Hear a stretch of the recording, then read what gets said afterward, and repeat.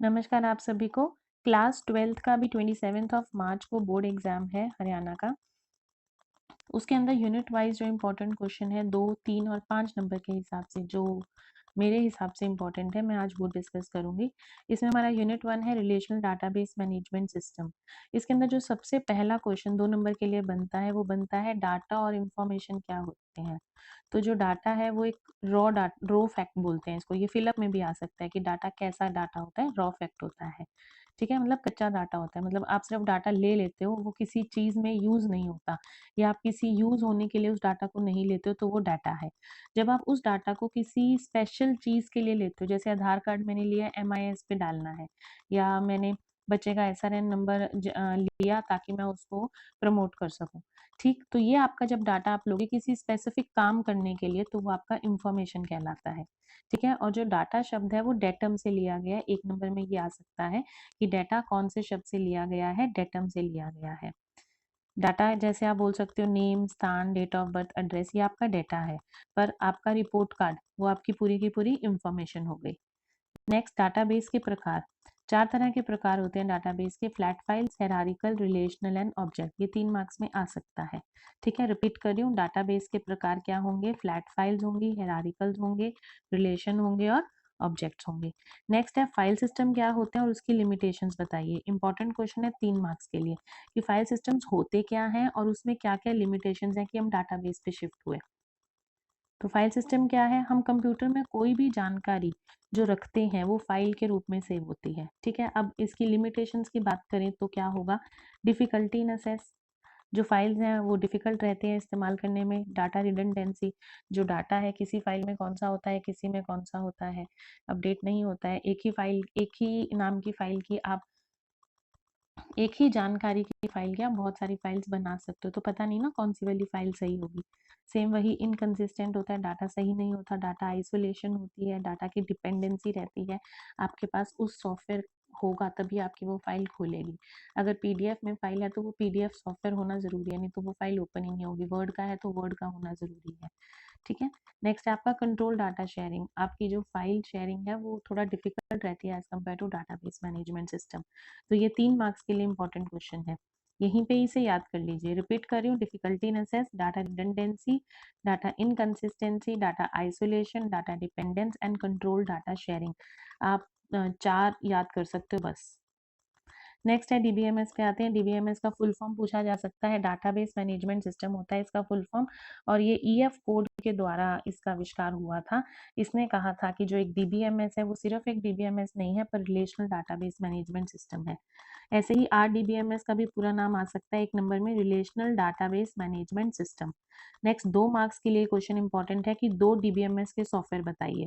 तो 4 नाम आपको बताने हैं इसके अंदर, तो कौन से हैं: MySQL, Oracle, SQL server and Microsoft assess. उसके बाद मोस्ट इंपॉर्टेंट क्वेश्चन 5 मार्क्स के लिए कि DBMS क्या होता है। हो सकता है इसकी एडवांटेजेस आ जाएं और हो सकता है इसकी डिसएडवांटेजेस आए, तो आपको दोनों तैयार करनी है। कोई 5-5 पॉइंट याद कर लीजिए। देखो, अब इस समय जो बच्चे तैयारी करना शुरू कर रहे हैं ना, तो वो पॉइंट्स याद कर लीजिए, और थोड़े से सक्षम अगर हैं तो आप उन पॉइंट्स के ऊपर 2 लाइनें लिख सकते हो अगर आपको पॉइंट का मतलब समझ में आया हुआ है तो क्विक स्टडी अब ऐसे हो सकती है, स्मार्ट स्टडी जिसे कहेंगे, कि आप पॉइंट्स याद कीजिए। पॉइंट्स ही बेसिकली आपको लिखने हैं, आपको लेंथ ही बढ़ानी होती है क्वेश्चन की। ठीक है, नेक्स्ट 6 क्वेश्चन है difference between file system and DBMS, most important. कोई 5, अगर आपने मेरी जो यूनिट वाइज वीडियोस है उनको देखा है तो उसमें बहुत सारे डिफरेंस दिए हुए हैं। आपको कोई 5 इजी DBMS और फाइल सिस्टम के डिफरेंसेस याद करने हैं। इंपॉर्टेंट क्वेश्चन है 5 मार्क्स के लिए। नेक्स्ट है DBMS में उपयोग कुछ प्रमुख की कंसेप्ट। अब ये जो लिखे हुए हैं इसमें, ये डाटाबेस स्कीमा, डाटाबेस कंस्ट्रेंट, ये 2-2 मार्क्स में आ सकते हैं। ठीक है, और ऐसे भी आ सकता है 3 नंबर में, जो मेरा अंदाजा है। तो डाटाबेस स्कीमा क्या होता है, डाटा कंस्ट्रेंट क्या होता है, इसमें मेटा डाटा सबसे इंपॉर्टेंट है, ये 1 नंबर में भी आ सकता है। अगर मेटा डाटा को सिंपली एक लाइन में बताऊं तो डेटा अबाउट डाटा, ऐसा डाटा जो आगे डाटा के बारे में बताता है, इसे हम मेटा डाटा बोलते हैं। ठीक है, क्वेरीज आपकी जो है वो उपयोग होती है। डाटा मैनिपुलेशन, अब डाटा मैनिपुलेशन अलग से 2 मार्क्स में आ सकता है, तो आप इसमें क्या लिखोगे? 3 चीजें आप डाटा मैनिपुलेशन में कर सकते हो। नाम से समझो, डाटा मैनिपुलेशन का मतलब डाटा को मैनिपुलेट करना, डाटा को बदलना। अब डाटा को कैसे बदल सकते हो? 3 चीजें कर सकते हो, या तो इंसर्ट कर सकते हो उसमें कोई डाटा, या या उसमें से डाटा डिलीट कर सकते हो, या ऑलरेडी जो डाटा पड़ा है उसमें अपडेट कर सकते हो। इसके अलावा हम डाटा को और किसी तरीके से नहीं बदल सकते। यही 3 तरीके होते हैं, इंसर्शन, डिलीशन एंड अपडेशन। आखिरी है आपका डाटाबेस डिज़ाइन। तो इसमें जो मुझे मोस्ट इम्पॉर्टेंट लगता है, मुझे लगता है कि मेटा डाटा आ सकता है, ठीक है, डाटाबेस स्कीमा आ सकता है 2 मार्क्स में, और डाटा मैनिपुलेशन आ सकता है। तो अगर सारे नहीं कर रहे हो तो कम से कम ये 3 ज़रूर कर लो, क्योंकि अगर ये वाला क्वेश्चन की डीबीएमएस के की कंसेप्ट लिखी है, ये 3 मार्क्स में भी आया तो आप यही 3 एक्सप्लेन कराएंगे तो भी चल जाएगा आपका काम। नेक्स्ट है आरडीबीएमएस। अब ये आपको वर्ड्स मिल रहे हैं, ये भी 2 मार्क्स में आ सकते हैं और इकट्ठा भी पूछा जा सकता है। जो मुझे लगता है ये 1 नंबर और 2 नंबर वाले क्वेश्चंस हैं।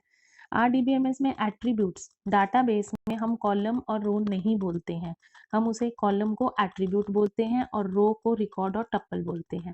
अब इसी में ही 1 नंबर का क्वेश्चन आ सकता है कि डाटाबेस में कॉलम को क्या बोलते हैं, एट्रीब्यूट बोलते हैं, रो को क्या बोलते हैं, रो को टप्पल या रिकॉर्ड बोलते हैं, ठीक है।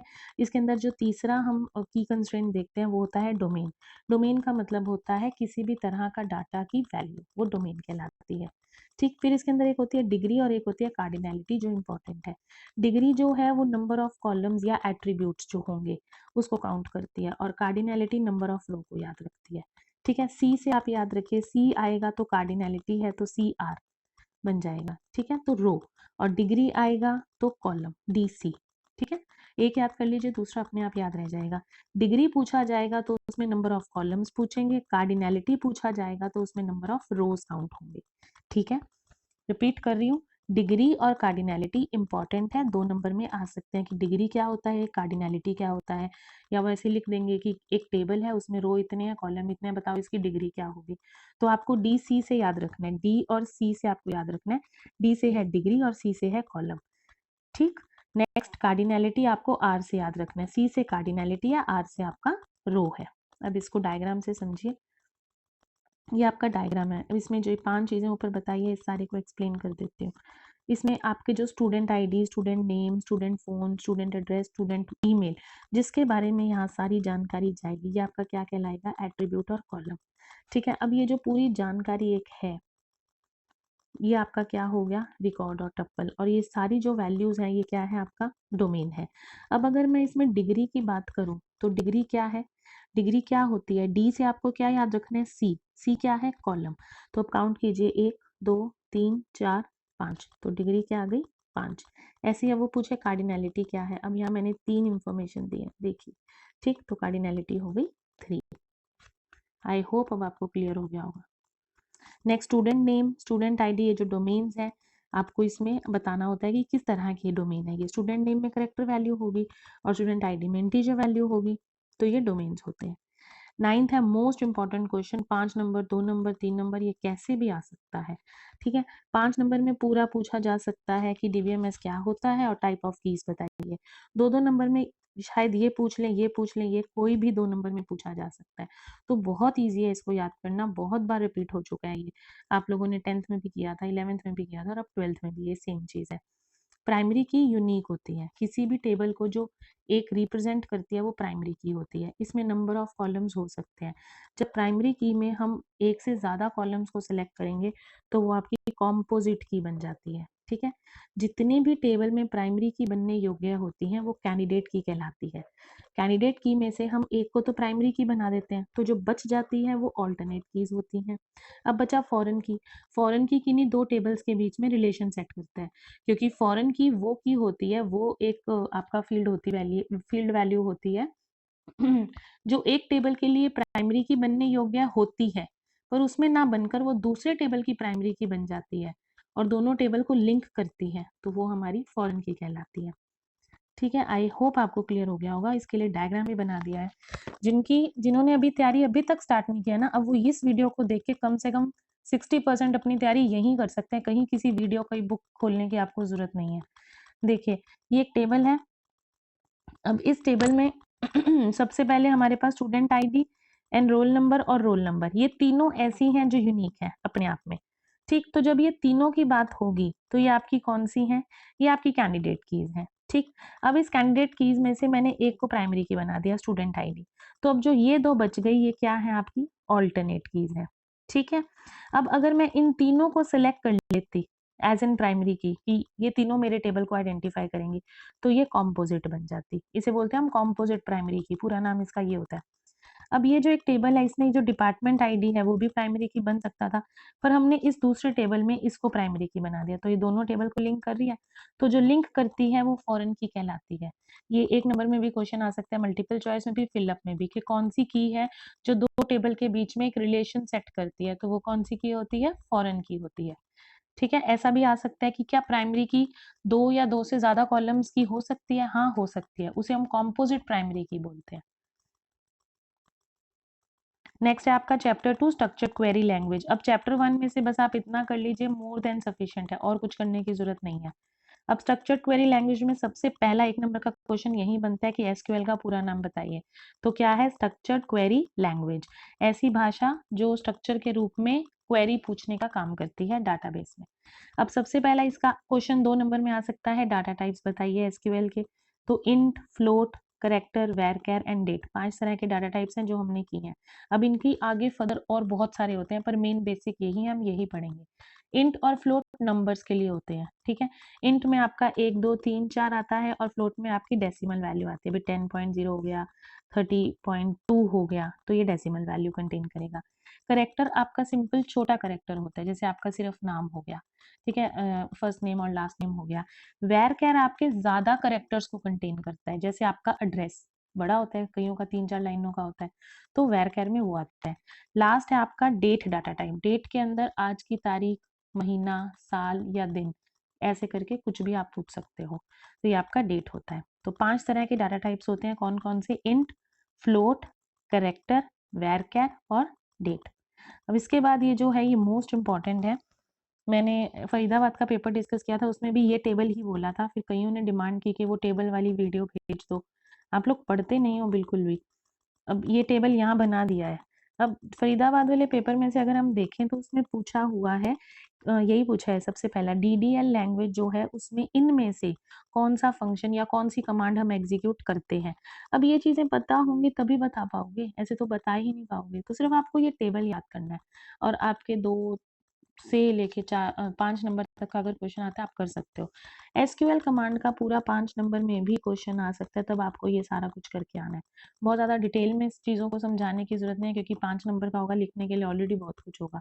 पर अगर ये क्वेश्चन ऐसे भी आ सकता है 3 नंबर में कि डीएमएल कमांड के बारे में बताइए और उसमें क्या क्या ऑपरेशन हम कंडक्ट करते हैं वो बताइए, डीसीएल के बारे में बताइए, टीसीएल के बारे में बताइए, ठीक है। तो सबसे पहले आपके साथ में इसकी फुल फॉर्म्स डिस्कस कर लेती हूँ, इनकी फुल फॉर्म्स भी आ सकती हैं।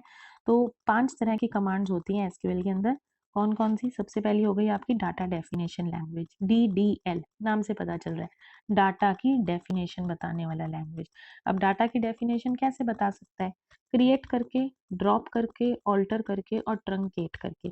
अब ड्रॉप, ऑल्टर और ट्रंकेट अगर हम वैसे देखें तो ऑलमोस्ट सेम सा मतलब है कि जो डाटा वैल्यू है उसे डिलीट करना, ठीक है। पर तीनों का अलग अलग फंक्शन है, तीनों का काम अलग अलग है डिलीशन का ही काम, पर कोई कुछ और चीज डिलीट कर रहा है, कोई कुछ और चीज डिलीट कर रहा है, ठीक है।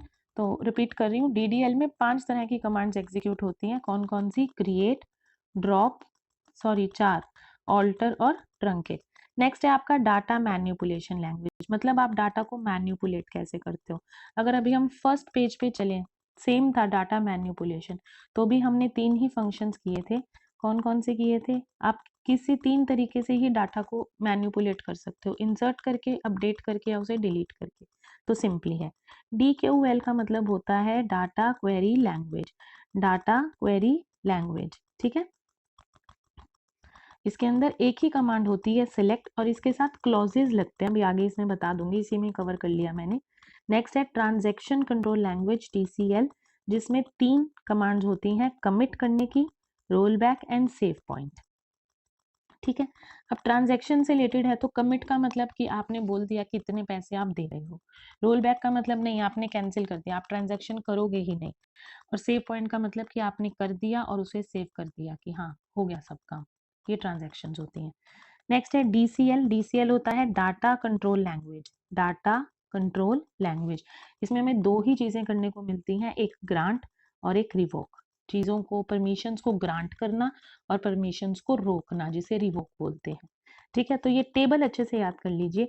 ये ऐसे आ सकता है कि ऐसे आ जाएगा कि डीएमएल लैंग्वेज, डीएमएल जो कमांड्स हैं उसमें से कौन सा ऑप्शन नहीं होता। तो ये सारे ऑप्शन होंगे और एक और होगा, तो जो नहीं होता वो आपको बताना होगा। तो ये याद कर लीजिए सारे, और डेफिनेशंस याद कर लीजिए 1 नंबर के लिए। ठीक है।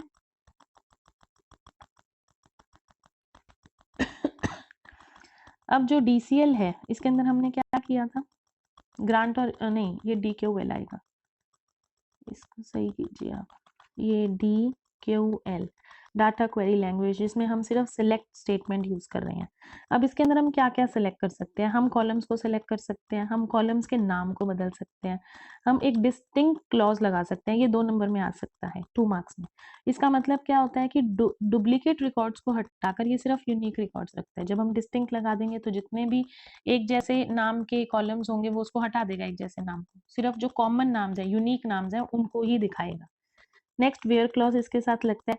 फिर मेंबरशिप ऑपरेटर, ये 1 नंबर में आ जाता है कि मेंबरशिप ऑपरेटर कौन सा ऑपरेटर है, तो इन ऑपरेटर होता है। इसका मतलब होता है किसी भी वैल्यू की तुलना करना। ठीक है। नेक्स्ट है आपका ऑर्डर बाय, ऑर्डर बाय करना आपको। फिर हैंडलिंग नल वैल्यूज, ये LL है, मुझे ही नहीं समझ में आ रहा, तुम लोगों को तो क्या ही आएगा। ये नल है, NULL, नल। हैविंग क्लॉज, ठीक है। ये अब इसमें से इंपॉर्टेंट कौन सा है, तो डिस्टिंक्ट क्लॉज इंपॉर्टेंट है, अलग सा है, जिसको बहुत ही डिफिकल्ट पेपर बनाना है वो ये डालेगा। मेंबरशिप ऑपरेटर 1 नंबर में आ सकता है कि कौन सा ऑपरेटर होता है, इन ऑपरेटर होता है। ऑर्डर बाय आ सकता है और हैविंग आ सकता है। अब आप इसको याद कैसे करोगे, आपको अगर 2 नंबर में आता है, आपको एक लाइन में इसकी डेफिनेशन लिखनी है कि ये करता क्या काम है, सेलेक्ट के साथ यूज होता है, और आपको इसका सिंटेक्स लिखना है। अगर आप इस DCL कमांड की 2 वीडियोस हैं, पार्ट 1 और पार्ट 2 से, DCL क्या, जितनी भी कमांड्स हैं तुम्हारी SQL की, उस पे 2 ही वीडियोस हैं, छोटी-छोटी वीडियोस हैं। आप उसमें ध्यान से देखोगे तो हर एक का सिंटेक्स बता रखा है। मैंने भी उस वीडियो में और ज़्यादा नहीं बताया है, बस एक लाइन में बताया ये क्या करता है और दूसरे लाइन में उसका सिंटेक्स लिखा है। सेम डिट्टो ऐसे ही आपको तैयार करना है, बस इससे ज़्यादा कोई नहीं पूछेगा। नेक्स्ट है आपका चैप्टर 3 फंक्शंस इन एसक्यूएल। अब ये जो फरीदाबाद वाला पेपर जिसने देखा है वो उसे पता होगा, ये एज इट इज आया हुआ है 3 मार्क्स में, कि पता नहीं 5 में ही आया हुआ है शायद। एग्रीगेट फंक्शंस आपके वो फंक्शंस होते हैं जो मल्टीपल रो पे लगते हैं, जिसमें आप मल्टीपल रो का डाटा सेलेक्ट करते हो। ठीक है। 6 तरह के एग्रीगेट फंक्शंस होते हैं, आपको कोई 5 तैयार करने, क्योंकि 5 मार्क्स में आए तो आपको 5 ही लिखने हैं। मैक्सिमम होता है, मिनिमम होता है, एवरेज, सम, काउंट और काउंट के साथ स्टार। अब मैक्सिमम का मतलब क्या हुआ कि सपोज ये रो है, इसमें डाटा है, तो इसमें से जिसकी सबसे हाईएस्ट, जिसकी सबसे मैक्सिमम वैल्यू होगी उस डाटा को दिखाएगा सिर्फ। मिनिमम में सबसे छोटी वाली को दिखाएगा, एवरेज में औसत निकाल के दिखा देगा, सम में उसका टोटल कर लेगा। काउंट का मतलब होता है कि कुल कितने डाटा के ऊपर हम फंक्शन लगा रहे हैं, वो काउंट होता है। काउंट स्टार का मतलब होता है मल्टीपल रो फंक्शंस, मतलब आपके रोज में जितने भी चीजें हैं, जो भी आप काउंट कर सकते हो वो काउंट स्टार में आ जाएगा। जब आप काउंट लिखते हैं तो एक स्पेसिफिक रहेगा कि इसी टेबल का कर लो। काउंट स्टार में जो भी आपका टेबल लिंक्ड होंगे उनकी भी वो काउंट कर देता है। ठीक है। तो बेसिकली जो मेन है वो यही 5 हैं पहले वाले, काउंट स्टार यूजुअली नहीं उपयोग होते हैं। ठीक। एग्रीगेट फंक्शंस होते क्या हैं, इसका जो उपयोग है हम सेलेक्ट कमांड के साथ करते हैं। ये 1 नंबर में आ सकता है कि एग्रीगेट फंक्शंस का किस कमांड के साथ सिलेक्शन होता है, सेलेक्ट के साथ हम इसको सेलेक्ट करते हैं। ठीक है। नेक्स्ट सिंगल रो फंक्शन देख लीजिए आप लोग, ये एक एक दो दो नंबर, ये दो दो नंबर में पूछे जा सकते हैं या 1 नंबर में भी पूछे जा सकते हैं। एज सच कोई नहीं पूछेगा कि न्यूमेरिक का बताओ, सिंगल का बताओ, डेट का बताओ। डेट आ सकता है, डेट इंपॉर्टेंट है, ये भी 2 ही मार्क्स के लिए। ठीक। अब न्यूमेरिक में 3 चीजें होंगी, बस आपको ये टेबल ही याद करना है और यहाँ समझना है आपको, बाकी और कहीं से याद करने की जरूरत नहीं है। न्यूमेरिक में पावर है, पावर का मतलब 2 की पावर 3 न्यूमेरिक है। इसमें राउंड ऑफ हो सकता है, राउंड ऑफ का मतलब 10.5 है तो राउंड ऑफ में वैल्यू हो जाएगी 11, ये राउंड ऑफ होता है। आगे है मॉड। मॉड में क्या होता है कि अगर रिमाइंडर में कुछ बचता है उसको हम छोड़ देते हैं, मेन बेसिक वैल्यू को ही लेते हैं। तो न्यूमेरिक जो सिंगल रो फंक्शन है, इसमें 3 तरह के फंक्शंस आप कर सकते हो। कौन कौन सा, पावर, राउंड, मोड। जो वीडियो साथ में सुन रहे हैं वो साथ में बोल लो, उनको अभी याद हो जाएगा पॉज करके। न्यूमेरिक में कौन सा होता है, पावर, राउंड और मोड। आगे आपका सिंगल। सिंगल कौन सा होता है, यू केस। अब यू केस क्या होता है, 2 नंबर में पूछा हुआ है आपके, ये सैट के पेपर में शायद। तो यू केस होता है अपर केस। अपर केस क्या होगा कि जो भी आपके वैल्यू है उसको अपर बड़ी एबीसीडी में बदल देगा। ऐसे ही एल केस छोटी एबीसीडी में बदल देगा। मिड में क्या होगा, करेक्टर की मिड वैल्यू प्रिंट कर देगा। लेंथ पूरा करेक्टर, सपोज कीजिए अब मेरा नाम उपासना है तो UPASANA, तो लेंथ क्या आ जाएगी 7। जितने करेक्टर्स हैं उनको गिनना, ठीक है। फिर लेफ्ट, जैसे आपने लिखा लेफ्ट और लेफ्ट के साथ आपने 3 नंबर दे दिया, तो उस 3 नंबर से जो भी लेफ्ट में वैल्यू बचेगी वो आपको आ जाएगा। ये भी आप अगर बहुत अच्छे से करो तो वीडियो से कर सकते हो। एक ही एग्जाम्पल के साथ ये सारे एक्सप्लेन कर रखे हैं बहुत ही इजीली, आप भी ऐसे ही कर सकते हो। एक ही एग्जाम्पल के साथ याद कर सकते हो, आपको याद रह जाएगा। और इसको ऐसे कोई रट्टा मारने की जरूरत नहीं है, बस समझ लो, क्योंकि नाम तो लिखा हुआ आएगा। अभी एल ट्रिम लिखा हुआ आएगा, आपको बताना होगा बस ये क्या होता है। ऐसे ही आर ट्रिम लिखा हुआ आएगा, आपको बताना है कि क्या होता है, ठीक है। अब लेफ्ट राइट मतलब लेफ्ट से काउंट कर लीजिए, लेफ्ट से करेक्टर प्रिंट कर दीजिए, राइट से करेक्टर प्रिंट कर दीजिए। इंसर्ट, जैसे मैंने लिखा इंसर्ट 4, तो जो भी मैंने स्ट्रिंग लिया है, करेक्टर लिए हैं, उसके अंदर 4th पोजीशन पे मुझे एक नया ऐड करना होगा, ठीक है। ऐसे ही आपका एल ट्रिम का मतलब होता है लेफ्ट साइड से ट्रिम कर दो, ट्रिम मतलब काट दो, राइट साइड से काट दो। कितने, जो ये ऐसे बने हुए हैं ना, इसके अंदर जो भी वैल्यू होगी बस वो उसी के हिसाब से काम करेगा।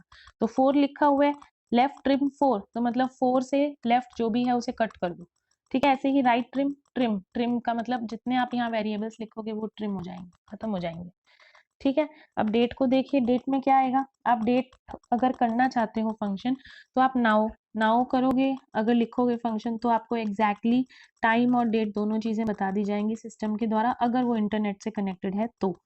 नेक्स्ट आपका डेट में आपको सिंपली डेट मिलेगी जिसमें दिन होगा, महीना होगा और साल होगा। मंथ लिखेंगे सिर्फ मंथ आएगा, ईयर लिखेंगे सिर्फ ईयर आएगा, डे लिखेंगे सिर्फ डे आएगा। डे का नाम लिखेंगे तो आएगा मंडे ट्यूसडे वेडनेसडे में से कौन सा है, ठीक है। नेक्स्ट है ऑपरेशंस परफॉर्म बाय रिलेशंस। अब आपको 4 ऑपरेशंस बताने हैं जो रिलेशंस के द्वारा परफॉर्म होते हैं। रिलेशन का मतलब किन्हीं 2 टेबल्स के साथ जब आप काम करते हो तो उनके ऊपर आप क्या फंक्शंस ऑपरेशंस लगा सकते हो। सबसे पहले आप यूनियन लगा सकते हो, इनको आपको याद रखना है, ये 2 नंबर में आ सकता है। यूनियन लगा सकते हो, यूनियन का मतलब कि कोई 2 टेबल है उनके बीच की सारी वैल्यूज कंबाइन करके देना। इंटरसेक्शन का मतलब होता है कि दोनों में से सिर्फ कॉमन वैल्यू को देना।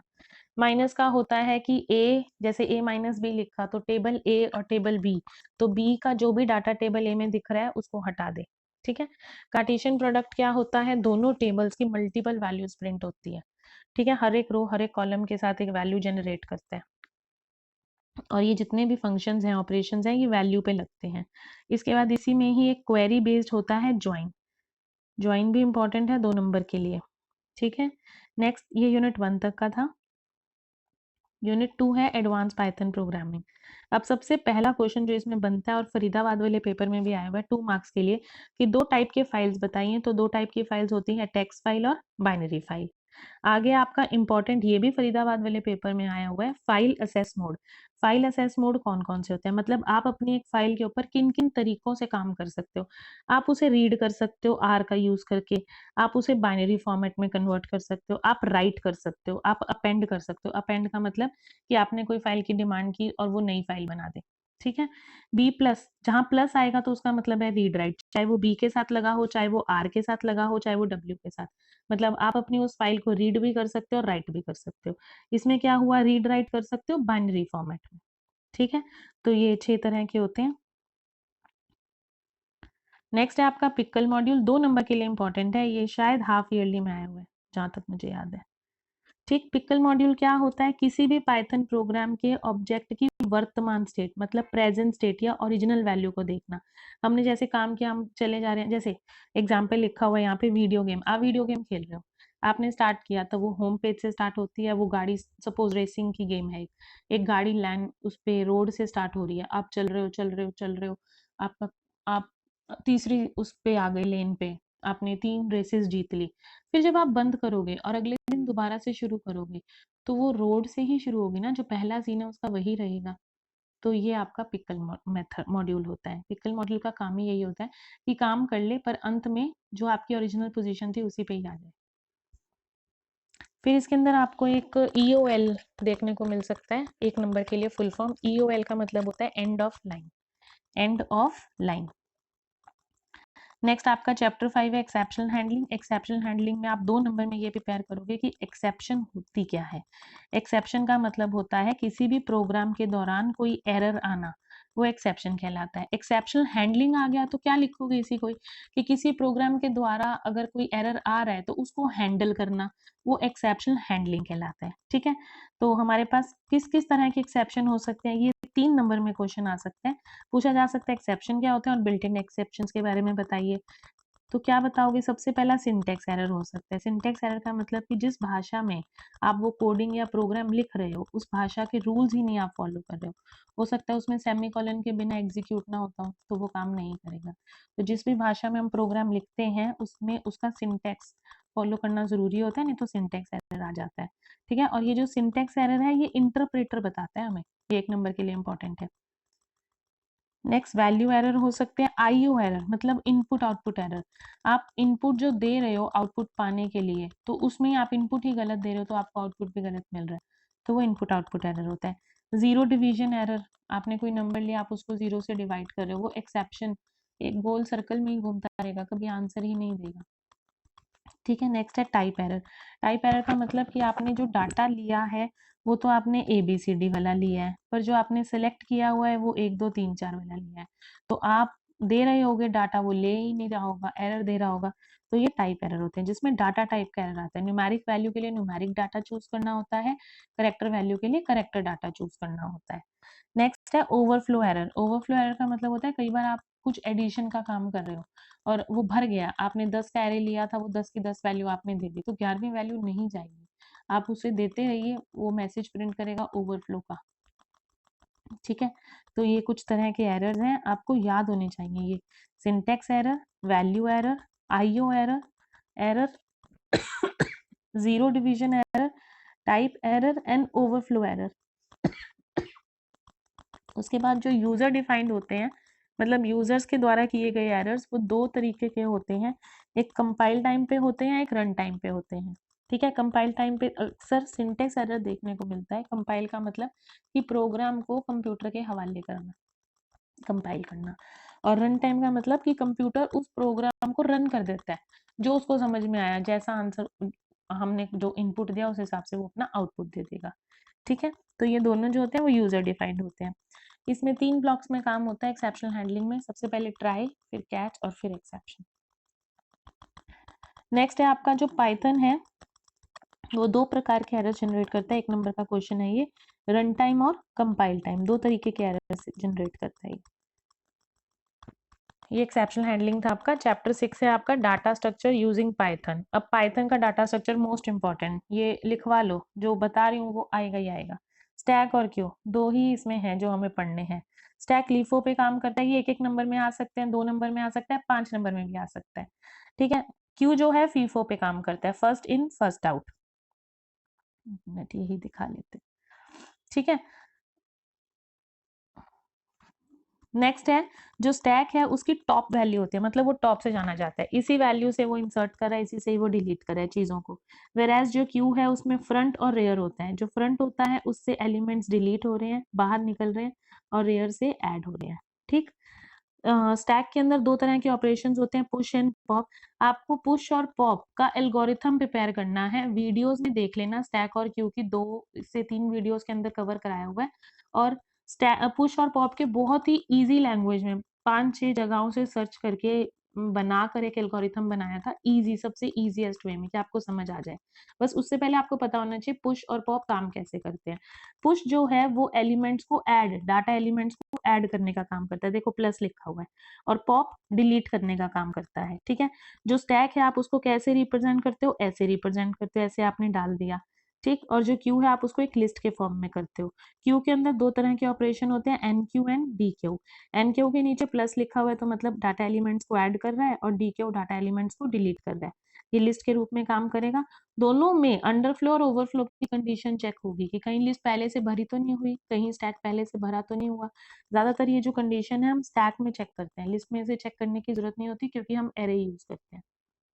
ठीक है, तो अंडरफ्लो कंडीशन क्या होती है कि आपका जो स्टैक है वो खाली है, तो उसमें से और डाटा एलिमेंट्स डिलीट कहाँ से करें, उसमें कोई डाटा एलिमेंट है ही नहीं, तो अंडरफ्लो की कंडीशन आती है। ठीक है, अगर आपके स्टैक में ऑलरेडी 10 का स्टैक था, 10 के 10 चीज आइटम हमने डाल दिए, हम 11वां डालने की कोशिश कर रहे हैं, तो एरर मैसेज आ जाएगा ओवरफ्लो का, कि वो स्टैक ऑलरेडी भर चुका है, उसमें और एलिमेंट्स नहीं ऐड होंगे। ठीक है, आपको इसको अच्छे से करना है। एल्गोरिथम के नाम पे पुश और पॉप का एल्गोरिथम आप कर लीजिए, बहुत है। एनक्यू और डीक्यू को थोड़ा समझ लीजिए, अगर आया तो ऐसे पैनिक होने की जरूरत नहीं है। आपको क्यू के बारे में जो पता है, इंसर्शन और डिलीशन के बारे में जो पता है, फ्रंट और रेयर, इन सबको एक्सप्लेन कराओ, मार्क्स आ ही जाएंगे। नेक्स्ट आपका आता है सर्च, मोस्ट इंपॉर्टेंट। जिन्होंने फरीदाबाद वाली वीडियो नहीं देखी है वो देख लेना। बाइनरी सर्च का एल्गोरिथम मैंने उसमें समझा दिया है कि बाइनरी सर्च कैसे करते हैं। Binary search mid value select करके करते हैं, और इस वीडियो में लीनियर सर्च का मैंने यहाँ बता दिया है। ठीक है, लीनियर सर्च का मतलब होता है कि एक लिस्ट में किसी एलिमेंट को ढूंढना, सर्च का मतलब ढूंढना। ठीक, हम जो यहाँ पे की वैल्यू बोला है हमने, की वैल्यू वो वैल्यू है जो एलिमेंट हमें ढूंढना है कि वो किस पोजीशन पे होगा वो एलिमेंट। ठीक है, तो लीनियर सर्च में हम सबसे पहले शुरू कैसे करेंगे,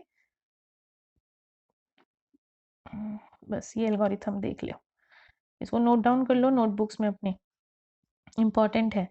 बाइनरी सर्च वाला रिपीट कर रही हूँ, फरीदाबाद वाला पेपर है जो परसों सॉल्व किया करवाया था, उसमें देख लेना, उसमें अच्छे से किया हुआ है। लीनियर सर्च में आप लोगे लिस्ट, एक की लोगे, एक एन लोगे। लिस्ट क्यों लोगे, क्योंकि आपके पास एक लिस्ट होगी जिसमें से आपको डाटा एलिमेंट को सर्च करना है। की क्या है, वो एलिमेंट है जिसको आपको सर्च करना है। एन क्यों लिया हमने, क्योंकि एन नंबर ऑफ एलिमेंट्स हमारे होते हैं, 10 नंबर हैं तो 10 आ जाएंगे, 9 है तो 9 आ जाएंगे। ठीक, अब स्टेप 1 से शुरू कीजिए। Set index equals to 0। जो भी हम अब बात करें वो एरे की फॉर्म में बात करते हैं, तो एरे जो है वो इंडेक्स 0 से शुरू करता है, तो सबसे पहले 0 वैल्यू को सेट करेंगे। ठीक है, फिर हम देखेंगे जो इंडेक्स है क्या वो लेस देन एन है। अब एन सपोज करो 10 है, तो लिस्ट में अगर 10 वैल्यू है तो 10 तक तो लूप चलाना पड़ेगा, और वो 10 तक ना चल के लेस देन तक चलेगा, मतलब 0 से 9, 0 to 9 चलेगा। क्यों, क्योंकि 0 से शुरू हुआ है। ठीक है, स्टेप 2 तक क्लियर है।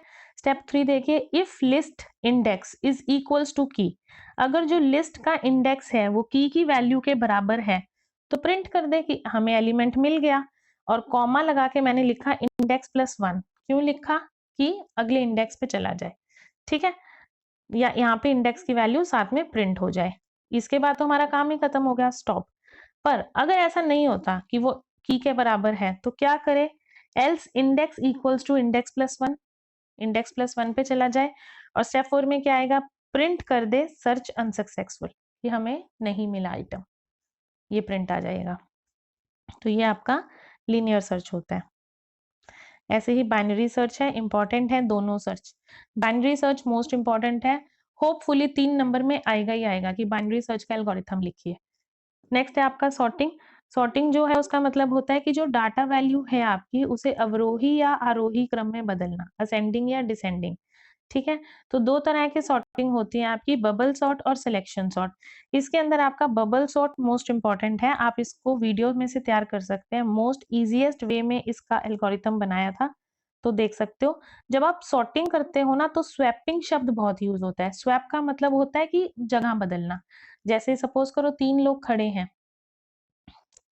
एक पहली सीढ़ी पे खड़ा है, दूसरा दूसरी पे खड़ा है, तीसरा तीसरी पे खड़ा है। आप चाहते हो तीसरा वाला पहली पे आ जाए, तो छलांग लगा के आएगा तो गिर जाएगा, तो आप क्या करोगे, आप स्वैप करोगे। आप तीसरे वाले को 2 की पोजीशन से बदलोगे, 2 को तीसरे वाले से बदलोगे, तो तीसरे वाला बीच में आ गया, फिर तीसरे वाला 1 से बदलेगा, 1 3 से बदलेगा।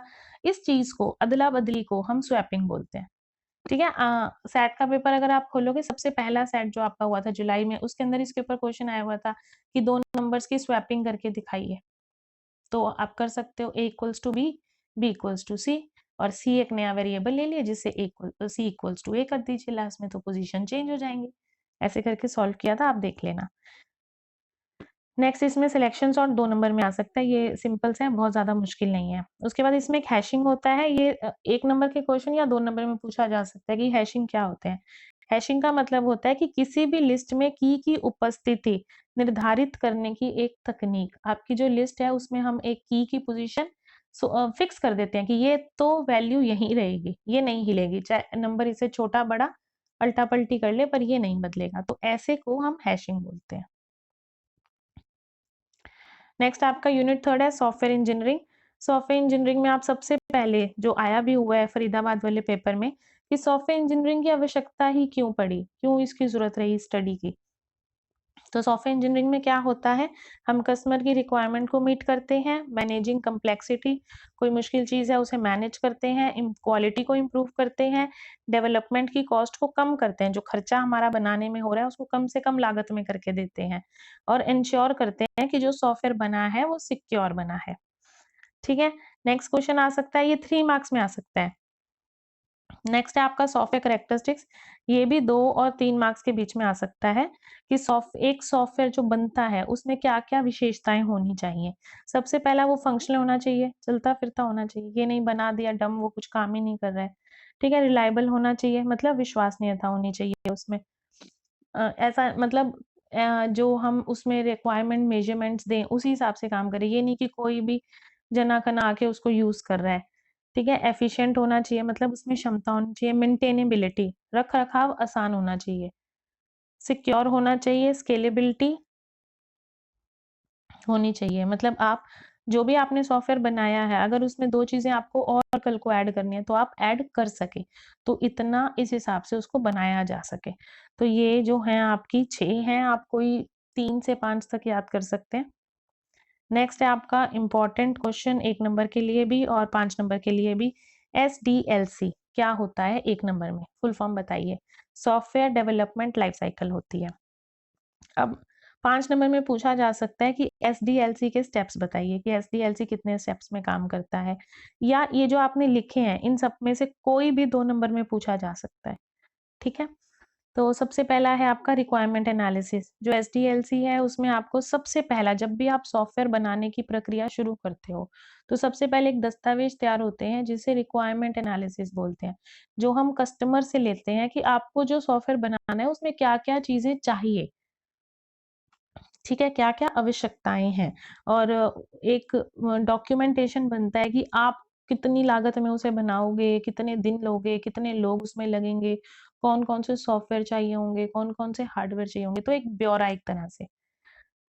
इसे हम टेक्निकल टर्म में एसआरएस भी बोलते हैं, तो वो आगे देखेंगे। तो सबसे पहले एक रिक्वायरमेंट का विश्लेषण किया जाता है, फिर फिज़िबिलिटी स्टडी की जाती है। फिज़िबिलिटी स्टडी का मतलब होता है कि ये 4-5 तरीके का होता है, फरीदाबाद वाले पेपर में एक्सप्लेन किया हुआ है। इसमें फिज़िबिलिटी स्टडी में पूछा हुआ है 3 नंबर में कि ये क्या होती हैं। तो कैसे शुरू करोगे कि ये सॉफ्टवेयर डेवलपमेंट लाइफ साइकिल की दूसरी स्टेज है। इसके अंदर हम ये चेक करते हैं कि जो सॉफ्टवेयर हमने बनाया है वो फिज़िबल है या नहीं, मतलब वो मौजूद रह सकता है सोसाइटी में कि नहीं, तो उसके लिए क्या चेक करोगे टेक्निकली फिजिबल है या नहीं, आप कुछ तकनीक से रिलेटेड जो है वो उसकी फिजिबिलिटी होगी, फिर लोग कस्टमर के लिए फिजिबल है या नहीं, वैल्यूएबल है या नहीं, तो आगे इसके 4-5 टाइप हैं आप देख सकते हो। तीसरा स्टेप होता है एसडीएलसी का डिजाइन, फिर होता है कोडिंग, नेक्स्ट होता है आपका टेस्टिंग, जब कोडिंग कंप्लीट होता है फिर टेस्टिंग शुरू होता है, फिर होता है डिप्लॉयमेंट कि आपने सब कर लिया तो जो आपका सॉफ्टवेयर है उसको लागू करना है। लागू हो गया, 7वां पॉइंट आपका बनेगा मेंटेनेंस। अब कस्टमर के पास चला गया, यूज़र उसे यूज़ कर रहा है। अब उसको जो दिक्कतें आ रही हैं वो मेंटेनेंस में होती है, वो एकदम एंड पार्ट है। अब 1 नंबर में ऐसा पूछा जा सकता है कि एसडीएलसी का तीसरा स्टेज कौन-सा है? तो तीसरा स्टेज कौन-सा है? डिज़ाइन है। आप इसको सीरियल वाइज़ याद करोगे और जब पेपर में लिखोगे तो भी सीरियल वाइज़ लिखोगे। ऐसा नहीं है कि आप मेंटेनेंस पहले बताएँ और फिर फिज़िबिलिटी स्टडी बता रहे हो, नहीं। आप पहले नंबर से इसलिए मैंने नंबरिंग डाली है। पहले पे होता है रिक्वायरमेंट एनालिसिस, दूसरे पे फिज़िबिलिटी स्टडी, तीसरे पे सब कागजी कार्रवाई हो जाता है तो डिज़ाइन बनाया जाता है, फिर कोडिंग लिखी जाती है, कोडिंग के बाद टेस्टिंग होती है, टेस्टिंग के बाद डिप्लॉयमेंट होती है और आखिरी में उसकी मेंटेनेंस होती है। कहीं-कहीं बुक में आपको ये 5 स्टेजेस में भी मिलेगा तो वो भी सही है, जिन्होंने 5 स्टेजेस से तैयार किया है, वो भी करेक्ट है, कोई दिक्कत नहीं है।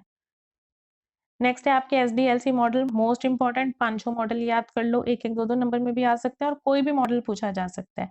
फरीदाबाद वाले पेपर में प्रोटोटाइप और इटरेटिव मॉडल दोनों पूछे हुए थे और दोनों और में थे, मतलब या तो स्पाइरल या तो प्रोटोटाइप आना चाहिए या इटरेटिव आना चाहिए। तो बेटर ऑप्शन है 5 मॉडल को देख लो। इसकी भी वीडियो अलग से बनी हुई है SDLC मॉडल्स की, वहां से थोड़ा थोड़ा सुनो, समझो, 4-5 पॉइंट्स याद करो और बस आपकी वो तैयारी हो गई। इसमें डायग्राम जरूर बनाना, उससे आपके पेपर की लेंथ बढ़ जाएगी। इन सब के डायग्राम्स हैं। नेक्स्ट है आपका SRS डॉक्यूमेंट, इसकी फुल फॉर्म पूछी जा सकती है। SRS डॉक्यूमेंट क्या होता है? System requirement specification. I repeat, system requirement specification. जो हिंदी वाले हैं वो भी सेम यही लिख के आएंगे पर हिंदी में लिख सकते हैं, इसका मतलब नहीं बदलेंगे। SRDB होता है, उसका मतलब होता है software requirement documents, software requirement documents. आगे आपका MIS होता है मैनेजमेंट इंफॉर्मेशन सिस्टम। अब MIS की बात करें या ये सिंपली सबके लिए ही है कि कोई भी सॉफ्टवेयर के लिए हमें किन किन चीज़ों की रिक्वायरमेंट होती है। सबसे पहले हम डाटा को कलेक्ट करते हैं, फिर उस डाटा की प्रोसेसिंग होती है, फिर डाटाबेस मैनेजमेंट किया जाता है, इंफॉर्मेशन जनरेशन, इंफॉर्मेशन को जनरेट किया जाता है, डिसीजन सपोर्ट सिस्टम बनाए जाते हैं, 6 पॉइंट में कम्युनिकेशन एंड कोलैबोरेशंस की जाती हैं और अंत में सिक्योरिटी और प्राइवेसी की जाती है। ये आप नहीं भी करेंगे तो इट्स ओके है, कोई बात नहीं। MIS मैनेजमेंट इंफॉर्मेशन सिस्टम होता है, खुद से डिफाइन करके आ सकते हो। इसको पढ़ के एक रिव्यू ले लो, 7 पॉइंट्स हैं, जो आपको इजी लगे कोई 5 याद कर लीजिए। नेक्स्ट फुल फॉर्म में 1 नंबर में पूछा जा सकता है OSRS, तो इसका मतलब होता है online student registration system. OSRS online student registration system. Next आपका चैप्टर 8 है सॉफ्टवेयर टेस्टिंग। सॉफ्टवेयर टेस्टिंग में सबसे पहले 2 या 3 मार्क्स के अंदर क्वेश्चन बनता है validation and verification of software, ये हाफ ईयरली में भी आया हुआ है। अब 3 मार्क्स में पूछेंगे तो दोनों पूछेंगे कि वैलिडेशन क्या होता है और वेरिफिकेशन क्या होता है, ठीक है। अगर 2 मार्क्स में पूछेंगे तो या तो वैलिडेशन पूछ लेंगे या वेरिफिकेशन पूछ लेंगे। अब ये जो टेस्टिंग है, मेजर 3 तरह की टेस्टिंग हमने पढ़ी है। व्हाइट बॉक्स टेस्टिंग, ये T है, L नहीं है, white box testing, black box testing and grey box testing. अब व्हाइट बॉक्स टेस्टिंग के बहुत सारे नाम हैं। व्हाइट बॉक्स टेस्टिंग को क्लियर बॉक्स भी बोलते हैं, ओपन बॉक्स भी बोलते हैं, ग्लास बॉक्स भी बोलते हैं, ट्रांसपेरेंट भी बोलते हैं और कोड बेस भी बोलते हैं। नाम से पता चल रहा है व्हाइट बॉक्स, सब कुछ दिखेगा, पारदर्शिता है। ये कॉम्प्लिकेट टेस्टिंग होती है, इसमें इम्प्लीमेंटेशन ये वो सब चीज़ों का ध्यान रखना पड़ता है, ठीक है। ब्लैक बॉक्स टेस्टिंग जो होती है ये सिर्फ टेस्ट करते समय इनपुट और आउटपुट पे ध्यान देती है। इसे कोई मतलब नहीं होता कि कौन सी भाषा में लिख रहे हैं, कोडिंग क्या काम कर रही है, डिजाइन बनाया है कि नहीं बनाया। जो इनपुट है, जो दे रहे हैं, उसी के हिसाब से आउटपुट आना चाहिए जो हमारे सॉफ्टवेयर की रिक्वायरमेंट है, ठीक है। तो कंपैरेटिवली ब्लैक बॉक्स आपकी आसान होती है, व्हाइट बॉक्स आपकी मुश्किल होती है। अब क्वेश्चन आ सकता है कि व्हाइट बॉक्स टेस्टिंग में कौन कौन सी टेस्टिंग आती है, ब्लैक बॉक्स में कौन सी आती है। तो ब्लैक बॉक्स की मैंने लिखी है, फंक्शनल टेस्टिंग होती है, नॉन फंक्शनल होती है और रिग्रेशन होती है। 2 मार्क्स में आ सकती है, आप याद कर सकते हो, ठीक है। ऐसे ही ग्रे बॉक्स टेस्टिंग होती है। ग्रे बॉक्स में व्हाइट बॉक्स और ब्लैक बॉक्स दोनों का मिश्रण होता है, दोनों तरह की टेस्टिंग की जाती है, पूरी भी और सिर्फ इनपुट आउटपुट में भी, इसलिए उसे ग्रे बॉक्स कहा जाता है। अब ग्रे बॉक्स टेस्टिंग जो है वो फर्दर 3 प्रकार की हो सकती है, मैट्रिक्स, रिग्रेशन एंड पैटर्न। अब जो मुझे लगता है वो 5 नंबर में इस बार वाले पेपर में आपको ये हो सकता है कि आ जाए कि व्हाइट बॉक्स टेस्टिंग और ब्लैक बॉक्स टेस्टिंग में डिफरेंस लिखिए या बताइए। 5 में नहीं आए तो 3 में तो आपको पक्का देखने को मिलेगा ही। और 2 नंबर की अगर हम बात करें तो ग्रे बॉक्स टेस्टिंग देखने को मिल सकता है कि ग्रे बॉक्स टेस्टिंग क्या होती है। तो आप इन्हें अच्छे से प्रिपेयर कर लीजिए। जो बताया आपको बस वही लिखना है। जो अभी सुन रहे हैं ना ध्यान से, वो अभी की अभी तैयारी कर सकते हैं। रिपीट कर देती हूँ, जो आपकी व्हाइट बॉक्स टेस्टिंग है उसके बहुत सारे नाम है, कंफ्यूज नहीं होना। क्लियर बॉक्स भी बोलते हैं उसे, ओपन बॉक्स भी बोलते हैं, ग्लास बॉक्स शीशे का बॉक्स, ठीक है, ट्रांसपेरेंट बॉक्स पारदर्शिता वाला, कोड बेस्ड। कोड बेस्ड क्यों बोला है? क्योंकि व्हाइट बॉक्स में पूरी कोडिंग वगैरह सब देखी जाती है, सबके ऊपर टेस्ट किया जाता है, ठीक। ब्लैक बॉक्स के अंदर टेस्ट करते समय हम किसी सॉफ्टवेयर इम्प्लीमेंटेशन का ज्ञान नहीं रखते हैं, हमें सिर्फ और सिर्फ अपने इनपुट और उससे आया आउटपुट इसके ऊपर ही ध्यान देना होता है, इसी पे ही टेस्टिंग करनी होती है। इन दोनों के मिश्रण से हमें ग्रे बॉक्स टेस्टिंग मिलती है। अब ब्लैक बॉक्स टेस्टिंग जो है वो 3 प्रकार की हो सकती है, फंक्शनल हो सकती है, नॉन फंक्शनल हो सकती है, रिग्रेशन हो सकती है। जबकि जो ग्रे बॉक्स है वो मैट्रिक्स, रिग्रेशन और पैटर्न के बेस पे होती है। ठीक है, इसके अलावा 2 और टेस्टिंग है जो 2-2 नंबर में पूछी जा सकती है, यूनिट टेस्टिंग और इंटीग्रेशन टेस्टिंग। यूनिट टेस्टिंग का मतलब होता है कि पूरा का पूरा जो सॉफ्टवेयर आपने तैयार किया उसके छोटे-छोटे यूनिट भागों में उसको कर और फिर उसकी टेस्टिंग करें। इंटीग्रेशन टेस्टिंग का मतलब होता है कि छोटे-छोटे भागों को इकट्ठा करके फिर उस बड़े भाग के ऊपर टेस्टिंग की जाए। ठीक है, तो आपको टेस्टिंग में ये सब पढ़ना है। नेक्स्ट आपका यूनिट 4 आता है emerging trends. Emerging trends almost ये लास्ट ही टॉपिक है। अब इसमें 2-2 मार्क्स के क्वेश्चन इंपॉर्टेंट है। ठीक, सबसे पहले आपको पता होना चाहिए आर्टिफिशियल इंटेलिजेंस क्या होता है 2 मार्क्स तक कि आर्टिफिशियल इंटेलिजेंस क्या होता है। ऐसे ही मशीन लर्निंग क्या होती है। इसकी 2 पार्ट्स में, पता नहीं एक ही पार्ट में वीडियो बनी हुई है, बस वो सुन लो। शायद 20 से 25 मिनट की वीडियो है, आपको कहीं कुछ और करने की जरूरत नहीं है, ये आपके 10 नंबर पक्के हो जाएंगे। आईओटी फुल फॉर्म पूछे जा सकते हैं, internet of things with example पूछा जा सकता है। कोई भी ऐसी चीज जो इंटरनेट के माध्यम से डिवाइस उपकरण जुड़ा हुआ है वो आईओटी है। एग्जांपल के तौर पे आप बोल सकते हो स्मार्ट वॉच, घर में लगे सिक्योरिटी कैमरास, ठीक है, और थर्मोस्टेट्स। ठीक है, डब्ल्यूओटी का फुल फॉर्म होता है वेब ऑफ थिंग्स, ये फरीदाबाद वाले पेपर में पूछा गया था। इसमें और पूछा जा सकता है डाटा एनालिटिक्स क्या होते हैं, मतलब डाटा को एनालिसिस करके उसके ऊपर इंटरनेट के माध्यम से अपनी चीजें जो चाहिए उसको यूज करना डाटा एनालिसिस कहलाता है। उसके बाद 3 फुल फॉर्म्स और इसमें देखने को मिली है, NLP natural language processing, IP internet protocol, UID unique identification. ठीक है, आगे इसमें है अर्गोनॉमिक्स, 2 नंबर में आ सकता है, तोते उड़ जाते हैं ये अर्गोनॉमिक्स वर्ड सुनकर, ऐसा कोई भारी भरकम वर्ड नहीं है। इसका मतलब सिर्फ इतना होता है कि जब हम कंप्यूटर का इस्तेमाल करते हैं तो हमें किस तरह का फर्नीचर, टेबल और कुर्सी कैसी लेनी चाहिए, हमें कैसे बैठना चाहिए, उस ऐसी स्टडी को अर्गोनॉमिक्स बोलते हैं।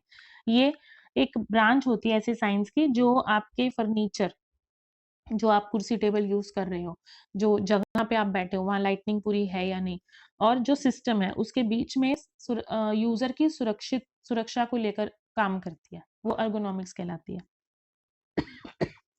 इसके बाद टॉपिक साइबर क्राइम बहुत इंपॉर्टेंट है। हैकर्स बहुत इंपॉर्टेंट है। अभी हैकर्स क्या होते हैं और हैकिंग क्या कहलाते हैं, 2-2 नंबर में आ सकते हैं। 2 तरह के हैकर होते हैं, इथिकल हैकर होते हैं, नॉन इथिकल हैकर होते हैं। ठीक है, इथिकल हैकर को हम व्हाइट हैकर्स भी बोलते हैं, व्हाइट हैट्स, और नॉन इथिकल हैकर्स को हम ब्लैक हैट भी बोलते हैं, ये याद कर सकते हो आप। उसके बाद 2 नंबर में रैनसमवेयर पूछा जा सकता है। एक तरह का वायरस है जो अपने आप को मल्टीप्लाई कर देता है और मतलब आपकी जो फाइल्स हैं उन्हें डिस्ट्रॉय करने की क्षमता रखता है।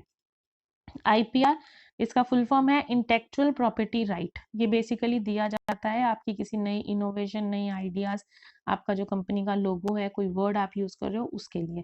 तो 3 तरह की चीजें होती है, कॉपीराइट, पेटेंट एंड ट्रेडमार्क। ये तीनों को मैंने फरीदाबाद वाले पेपर में एक्सप्लेन किया हुआ है, इसके ऊपर मल्टीपल चॉइस क्वेश्चन आया हुआ है।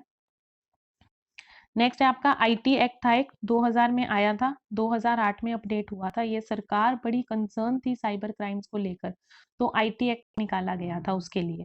ठीक है, वेरी लास्ट टॉपिक है आपका digital carbon footprint, most important 2 number के लिए। डिजिटल कार्बन फुटप्रिंट आपके वो होते हैं जो आप डिजिटली, मतलब गूगल पे कुछ सर्च कर रहे हो, जो उसकी ब्राउजिंग हिस्ट्री है, या आप इंस्टाग्राम पे किस तरह की रील्स देख रहे हो, जो भी आप इंटरनेट के जरिए जो भी आप एक्टिविटीज कर रहे हो, वो आपका डिजिटल फुटप्रिंट कहलाता है। ठीक है, 2 तरह का डिजिटल फुटप्रिंट होता है, एक एक्टिव, एक पैसिव। एक्टिव जो आप प्रेजेंटली अभी कर रहे हो, सपोज आप यूट्यूब पे वीडियो देख रहे हो तो वो एक्टिव डिजिटल फुटप्रिंट हो गया। ठीक है, पैसिव हुआ जो आपने कल देखा था, वो उसको रीसेंट हिस्ट्री में सेव करती है, अगले दिन भी वो उसी से रिलेटेड दिखाती है। इसीलिए हम लोग बोलते हैं, कई बार बोलते हैं ना, कि हम 2 लोग बैठ के कोई बात करते हैं और देखते हैं कि इंस्टाग्राम पे हमें उसी की ही तरह की रील्स देखने को मिल रही हैं, तो वो क्या है, आपका डिजिटल फुटप्रिंट है। उसके आप कुछ सर्च करेंगे, सपोज कीजिए आपने अमेजोन खोला, उस पर कुछ सर्च किया, फिर आपको वही वही चीज ही देखने को मिलेंगी, एडवर्टीजमेंट भी वही वही देखने को मिलेंगी। ये किसकी हेल्प से होता है, डिजिटल फुटप्रिंट की हेल्प से होता है। तो ये आपके पूरे सिलेबस का एक क्विक समरी थी। मेरे हिसाब से जो मुझे लगा कि 2 नंबर, 3 नंबर और 5 नंबर के लिए इम्पोर्टेंट है, वो मैंने आपको बता दिए। ऑल द वेरी बेस्ट आपके बोर्ड एग्ज़ाम्स के लिए। और कमेंट सेक्शन में ज़रूर बताना कि आपको ये वीडियोस हेल्पफुल रही या नहीं रही, या इस पे हम किस पे और काम कर सकते हैं, ताकि जो आने वाली 12th है उनको वो सेम चीज़ फेस ना करनी पड़े। Thank you.